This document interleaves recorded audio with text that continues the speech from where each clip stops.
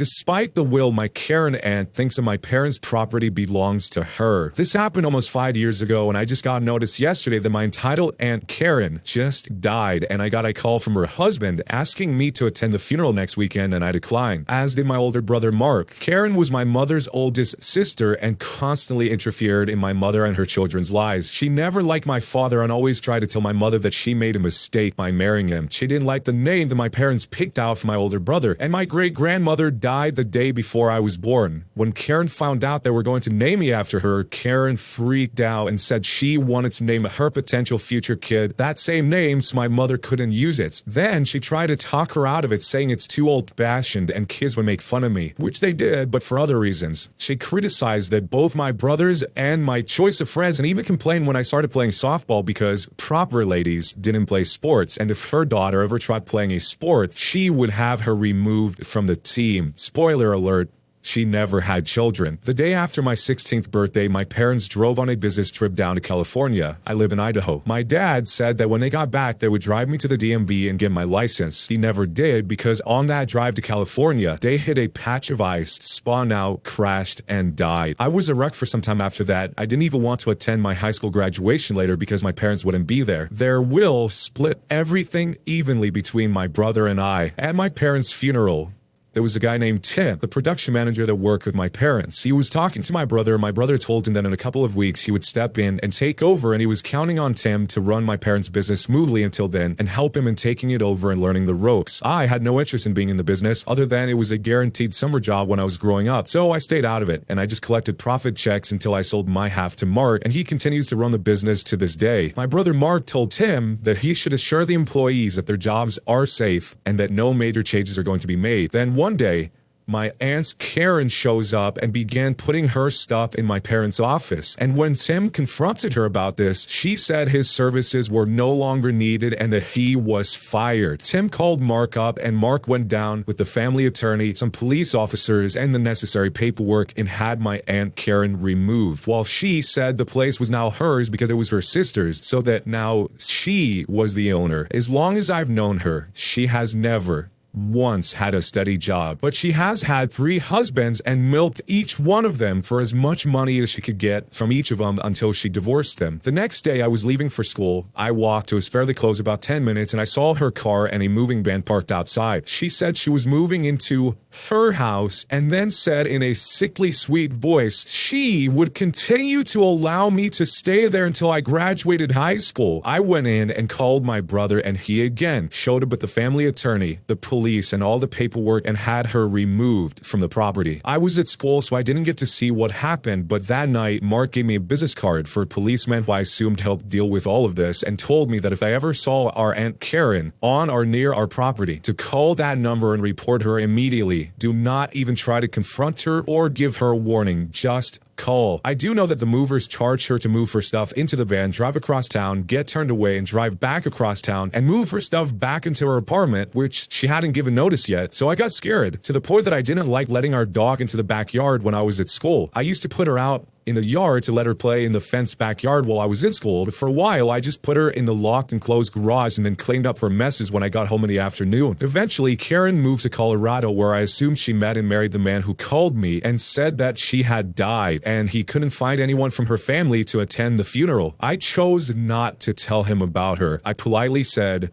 "I'm sorry for your loss, but I can't make it." From discussions with my brother Mark, he basically told that guy the same thing. Outside of myself, Mark, and Mark's infant daughter, I don't think she has any living relatives anyway. I still own the house. Mark gave me his half as a part of the deal where I sold him my half of the business, but I still sleep in my bedroom. I refuse to move into the room that was once my parents' bedroom, the master bedroom. I go to the local university, go Broncos, and still miss my parents and think about them every day. And even though I'm 20 years old now, I'm almost 21 in less than 2 weeks, I own a large home and I have a lot of money in the bank, I would trade it all to have my parents back, but I don't care about the how or the why of my Aunt Karen's death. One of the sad parts of this story is that, as the OP clearly spelled out at the very end of it, he would trade everything to have his parents back, and not one time is it mentioned that the aunt is trying to reach out to see how he's doing or to help him in any way. She's just trying to take advantage of the situation to the fullest extent. I mean, she also lost a family member, but it doesn't really seem like it's phased her at all, or at least hasn't slowed her down in her path to just trying to acquire as many assets from her younger sister as possible. I mean, her younger sister is now dead, and all she can think about is trying to get all the assets as fast as she can. The fact that she would go in and fire one of the people that work for the parents' business and then try and take over the house is just wild. I bet you that actually does probably work in some cases where nobody contests it and then they just assume ownership over time and then it officially becomes legal later on down the line. Really, it seems like a case of taking advantage of somebody grieving, hoping that they won't be put together enough to know what's going on and you'll be able to just make it out the other side. Seeing stuff like this happen within families is obviously pretty sad, but it seems like it's actually more common than it might seem. And I'm assuming after a lifetime of the Karen aunt behaving like this, eventually it all boils down to the point where they can't even find one person to show up for her funeral, which, ugh. You don't have to be popular to be a good person, but you also don't have to be popular to have one single person care enough to go to your funeral. So if this was you and your parents were the ones that died and you had a Karen aunt that tried to forcefully overtake their property, how would you handle it? Let me know down below. My ex-wife got a restraining order on me and then years later moved into my same apartment complex and told me I had to move even though I had already been living there. My ex-wife and I had a rocky marriage. My alcoholism didn't help. She pushed for a divorce. We lived together during this divorce, and one day I found out she was dating another man. I snapped, and I struck her pretty hard. I was charged with assault. I spent 3 months in jail. I went to anger management, and I was also issued a 3-year restraining order. That was 2 years ago. I have since sobered up and met a wonderful woman and moved to a completely different apartment complex in a completely different part of the city, and never had any further contact with my ex-wife. I admit what I did was wrong. I paid the price. I've reestablished myself. My current woman, who I've been in a relationship with for 2 years, is aware of this background, which makes things slightly easier. While unknown to me, my ex moved into my apartment complex about 5 months ago with her new husband, who had always lived here. I just didn't know this. I saw her in the lobby right before New Year's. She greeted me. I turned shocked and said hello. She asked me what I was doing in the lobby. I said I was just coming in from work, and she told me that the restraining order is still in effect and I need to move out. I tried to reason with her and I told her I'd be happy to steer clear of her. I know we don't live on the same floor. I don't even know what floor she lives on. I don't care to know. I told her if I saw her on an elevator, I wouldn't get in and I would just wait for the next one. She told me that she was going to enforce the restraining order on me. My partner and I literally just signed a brand new 2-year lease 6 months ago. We love the place we're in and wouldn't want to move, and it just feels unjust having to move/incur financial hardship because the person I had a restraining order against moved into my apartment complex. The reason why I'm bringing this up is because last night the building management was informed of the restraining order and told us that we need to figure this out. Would she really be able to force me out of my home even though I lived here before her? As long as I do my best to avoid any contact with her, which I'm perfectly fine doing, shouldn't that be sufficient? I work a really early schedule, and the fact is she was dating this guy and coming over to this apartment complex for the entire time I've been here, and we haven't crossed paths. And she's been living here full time for 5 months, and we just now crossed paths. I'm not sure what to do. And by the way, this is in New York City. Fast forwarding to see what happens, the New York public defender that represented me was no longer practicing in the New York City area, but I retained a lawyer who was a friend of a friend who had experience in this area. My lawyer got references from my PO, employer, and AA sponsor. Our goal was to get the restraining order modified to a simple no contact order with no distance requirements so I could continue living with my partner. I spoke to the judge and told him my story, what I had done to correct my past transgressions. He reviewed my record and we submitted our references. During this time period, I was crashing on a friend's couch as to not violate my prospective order. So here are the 3 things that happened. My PO, probation officer, said that I had paid my fines, followed all the rules, and never once had to be reminded of my restrictions and so forth, and said he was impressed with my turnaround. Number 2, my employer said I was always early, never seemed to be under the influence or hungover from anything, and even at our company functions, I was very open and honest about my sobriety, and I did not partake in any drink. Lastly, number 3, my AA sponsor, Alcoholics Anonymous, said good things about me too. how he was impressed with my maturity and my openness on alcoholism and addiction. Then the judge asked my ex-wife to speak. My ex-wife said she was shocked by my turnaround. She said that it seemed unfair to her to require me to move because she moved into my building unknowingly, and that she no longer felt threatened by me. This was a shock to both my lawyer and I, as I expected my ex to want to keep the protective order in place. The judge said that he wouldn't modify the protective order, but lift it entirely, as he felt that it had served its purpose, and that based on my references, my testimony, and most importantly, the testimony of my ex, that he didn't see how keeping it in place was benefiting anyone anymore. He did tell my ex that if she ever felt threatened or in danger because of something I said or did, she could contact the police. The judge then told me his main reason for lifting the order was to allow me to live in my current apartment, but advised it was a good idea to avoid contact with my ex to avoid any potential complications down the road. He reminded me because of my past, it wouldn't take much to get another protective order put in place. I told the judge I had no intention of talking/contacting my ex, and that I was thrilled that I don't have to move and get away to stay with my current girlfriend. So over the course of this weekend, I moved back into my apartment with my girlfriend. I'm just glad that this was resolved. I did not expect the ex to change her mind between the two parts of the story. In the first half, she's the one who told him that he had to leave, and in the second half,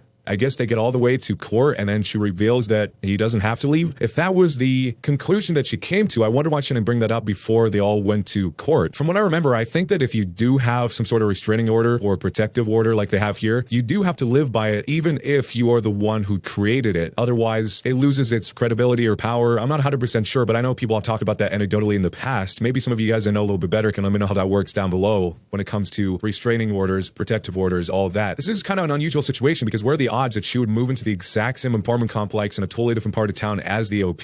That's a pretty wild coincidence. But if you were in this situation as the person who created this protective order, what would you have done? Would you have tried to force the OP to move out, or would you let him stay there? Let me know down below. Am I the jerk for turning in a school project that showed my neighborhood and my neighbors in a bad light? I'm a high school student in a Spanish class, and we had an assignment to make a video tour of a place. It had to be in Spanish, and it had to be conversational, like you were showing a friend around. I decided to just walk around my street and make a tour of that because my family wasn't going anywhere else. So I filmed a neighbor's house, and when I walked by, they were having a screaming fight like usual. I said, "Here are the neighbors. They're very angry. They like to yell in the morning, afternoon, and the night." The next neighbor's house, I said, "Joe and Tammy live here. They are very nice and they have 3 dogs." Someone drove by, catcalls me profanely. As a joke, I yelled back, "Estúpido perro," which means stupid dog. Then he slammed his brakes and yelled something racist before speeding off. I said to the camera, "This man is very stupid. He is a man, but acts like a dog." An edit was added to clarify something saying, "I'm white, but I think this idiot in the car assumed that I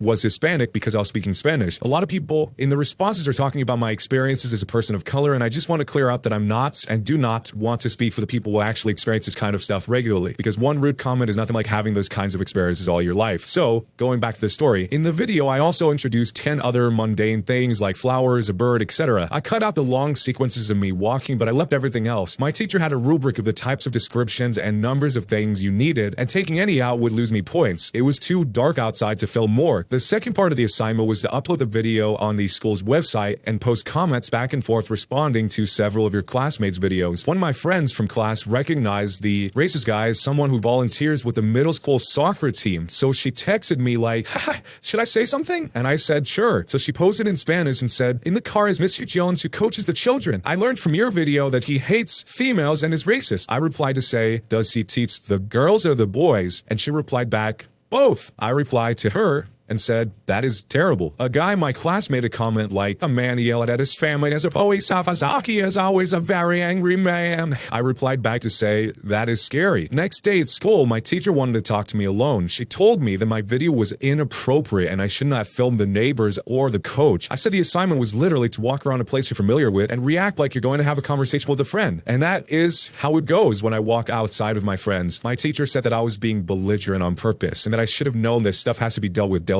I said, "I just don't agree. It's life and there's no point in pretending that that's not happening." She said she'd taken the video down and it was the sort of thing that should be brought to the authorities instead of posted for the whole class. And I said, I didn't even know who the guy in the car was, and who was I going to call about the cops? I have a meeting with the principal coming up tomorrow. So, am I the jerk for having posted that video for the Spanish class? There's more information from the future after this meeting happened. So I had the meeting this morning. I think it went well. I have study hall now, so I have a little time to write an update. So last night I did a bunch of preparation. Before the meeting, I emailed the video to the elementary school principal, the guidance counselor, and a few parents I know with kids on the sports team to say their coach yelled explicit and hateful things at me, a student in the school system. I wanted to get out ahead and make sure the video was out there before the school might pressure me to delete it. Then I backed up the videos multiple places. I asked a teacher I trust to sit in on this meeting and have it be recorded and sent to all the participants afterwards. We scheduled it for just before the school day started on Zoom, so I wouldn't miss any class. I decided to write up a list of things I wanted to discuss in the meeting and share it with my favorite teacher in advance so she could help me address those questions. And for the actual meeting, I decided I'd just go into it acting as if they would obviously do the right thing